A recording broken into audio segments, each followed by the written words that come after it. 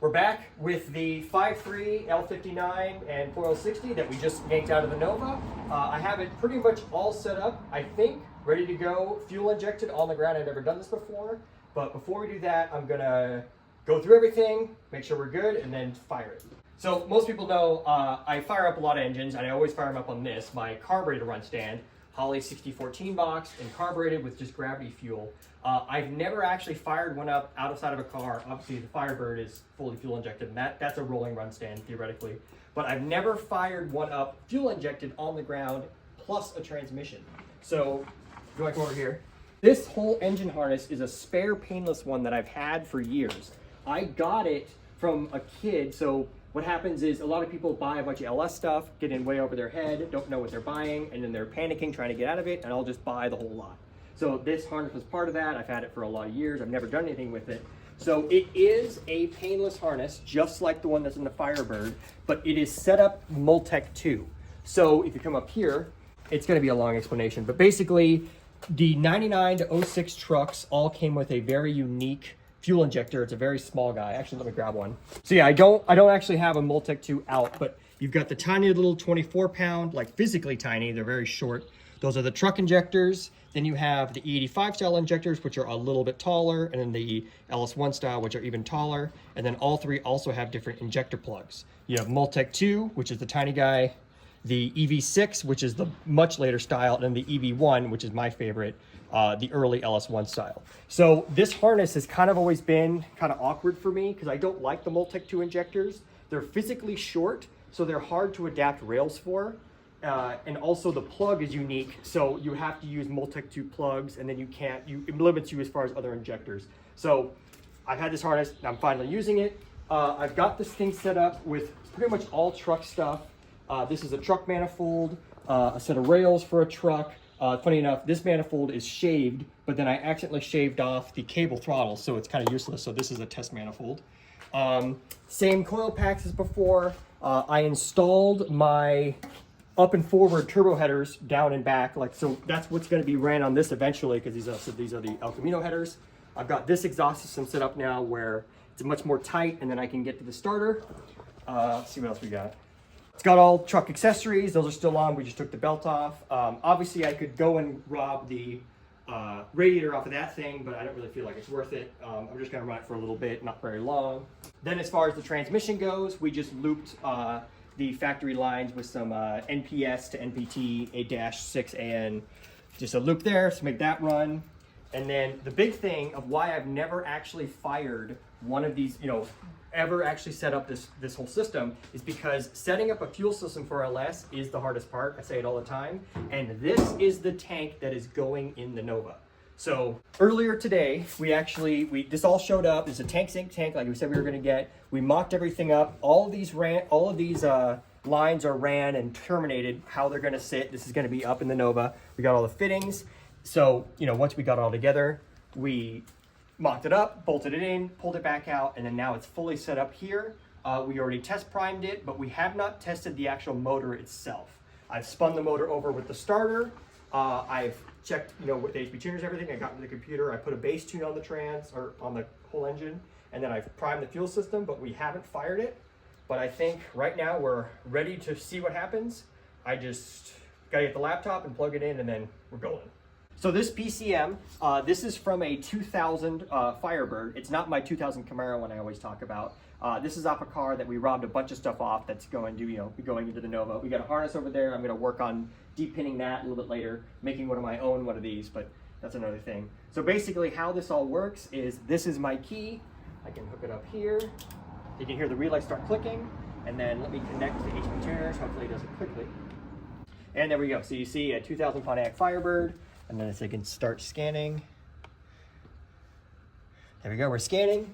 And then if I show throttle position, we got, see it? Yeah. Okay, so we are physically working, and like I said, I'm pretty sure I have everything hooked up that I need. There is technically no O2 sensors, because even though they're in the harness here, my fancy exhaust of the bound and forwards, I don't have any bungs, but it's not gonna run long enough to be in closed loop anyway, so I think it's fine. It has a MAF, it has MAP, it has, everything else it should need. But let's see, I need to get down here. And now it's just the starter wire. Although I did notice when I turned the key on, I didn't hear fuel pump prime. So that might be a problem. Here, let me look at that. I think I figured it out. Turns out there was no fuel relay. I wanted to get this whole thing fired up without stealing a single part from the Firebird, but alas, I had to go in there, dig through it, and steal the fuel rail out of it, so it'll get it back. But I think as soon as I do this now, we should hear fuel pump, because this is, like I said, my key. I hear more relays, but are you hearing fuel pump? I don't think we're hearing fuel pump.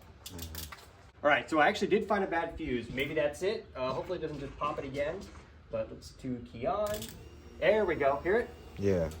Cool. Hell yeah. Cool. So that fixed that. So we have fuel pump. So that means connected vehicle. Okay. So that means I can connect. It should. I want it to prime again, but it's really awkward to. So I might just crank it and then just hope it fires. Let's see. So start scanning, and here's my ignition. So ready. Let's see what happens. Okay, so letting it do a prime.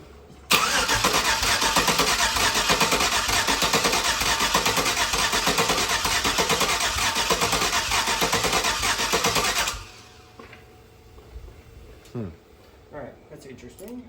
We're not getting any, I'm getting a tack signal here. Let me look at some more stuff. I threw a fuel pressure gauge on it. Let me just command on the fuel pump and then see what we get. It should be at 58. Like there should be no reason why it's not. Special vehicle controls, fuel system on.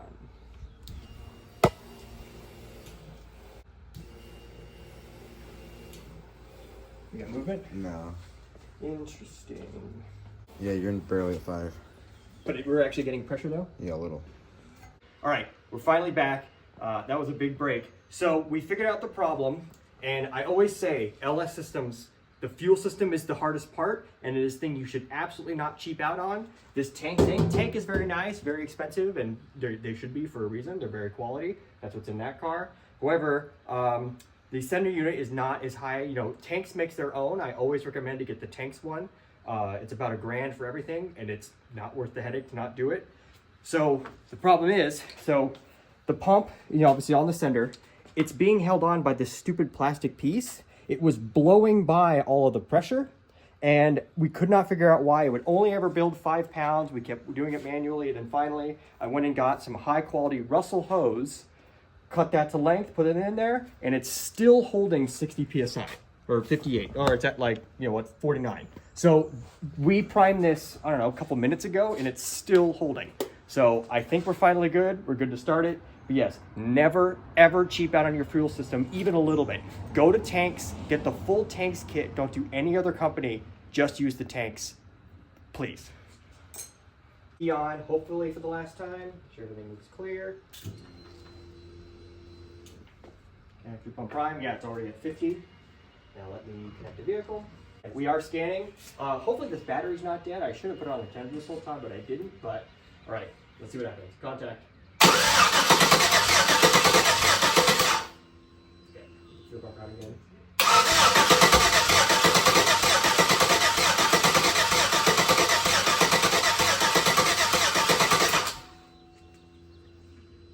We got fuel pressure.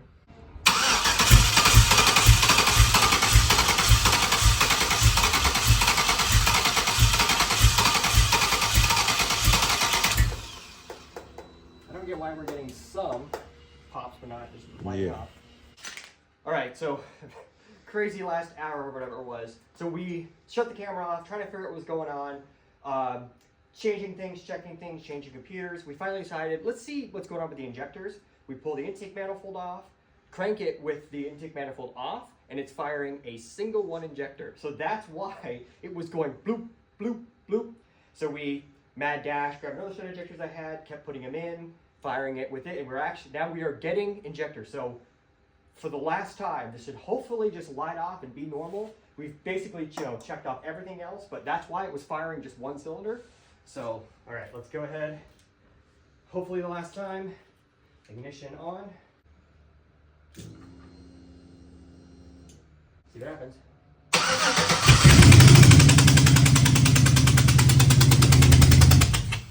Okay, instantly started. Forgot we pulled plugs, so we put plugs in.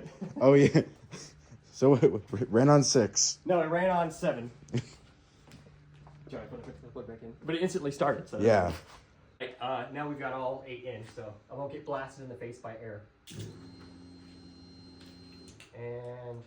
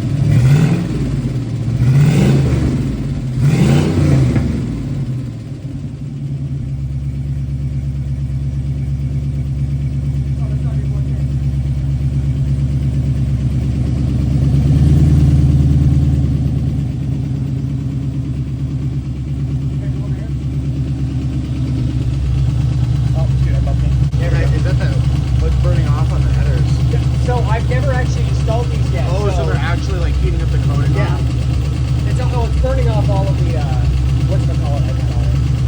No, it's not burning any of that stuff. Here.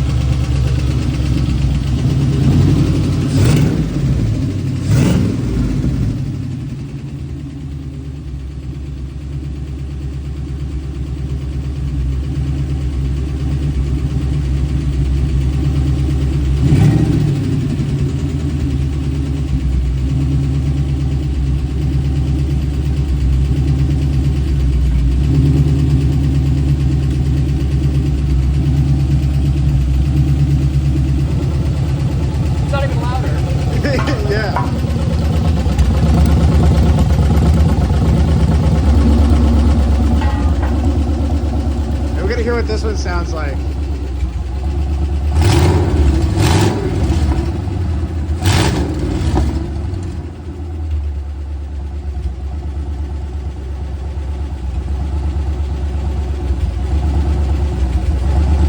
Yeah, you can see the computer, the exhaust.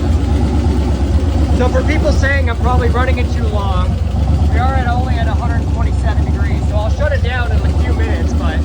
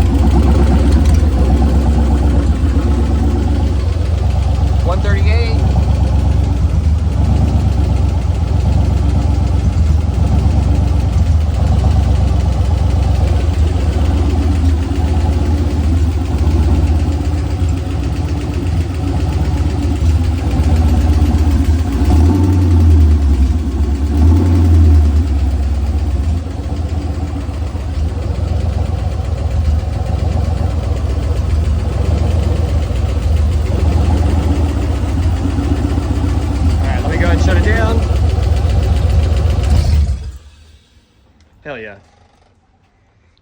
That was all worth it. Yeah, so there's the injectors where only one of those 8 actually fire. And so we're probably gonna go see if we can get those cleaned. Although now that I'm getting rid of this Multec 2 harness, which I guess I'll get to that next, I no longer have a need for Multec 2 injectors, so. Just checking the diagnostic information. So off camera, to rule out all the variables, I actually grabbed the computer out of the Firebird to make sure that wasn't the problem. So that's why it's idling pretty high and also idling kind of bad because this cam is completely bone stock compared to that thing. And these are obviously the 24-pound injectors versus the 26s. But it's funny, on the Diagnosing info, everything's fine. Like, it's only throwing, it threw a couple codes. Oh, it threw mass airflow because it was unplugged.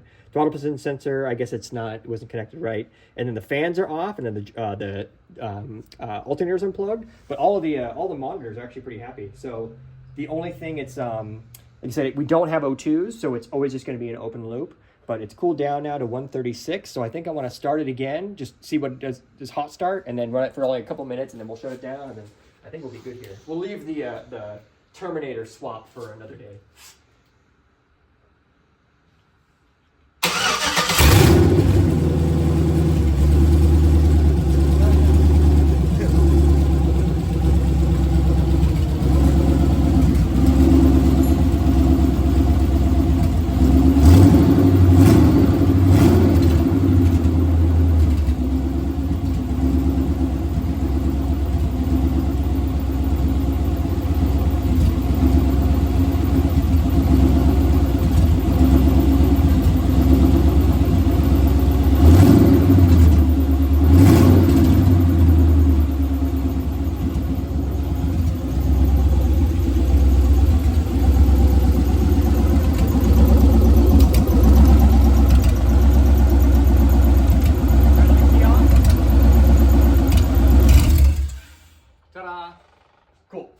story of where this is all going. So like I said, this is the motor that we pull out of the Nova. It runs and drives with my harness. So this engine and everything you see here forward, minus my fancy turbo manifolds, is going in a C10 that I'm going to be swapping. Hopefully I'm going to try to film it, but I'm doing a full swap in that. It's got an LT1, a 92 to 97 LT1, small, second gen small block. That's coming out, and this is going to go in. Hopefully that'll go smoothly. And then this back is what's going in the Nova. So the Nova, we're going to put another motor together for it. It'll be aluminum. It'll be one of many guys over there. We'll try to figure that out, but actually build a motor. And then, like I said, this. So I wanted to test all of this because this is what's going in the C10, this entire harness. I don't need to have a fuel injected run stand. Obviously, you can see the nightmare that was trying to get that all, trying to get this all fired up. So yes, carburetors. You do not have, oh, my carburetor randomly just doesn't, spray fuel. But anyway, so yeah, I think we're done here. Better wrap up and then get this ready and get the garage ready to do the C10 swap.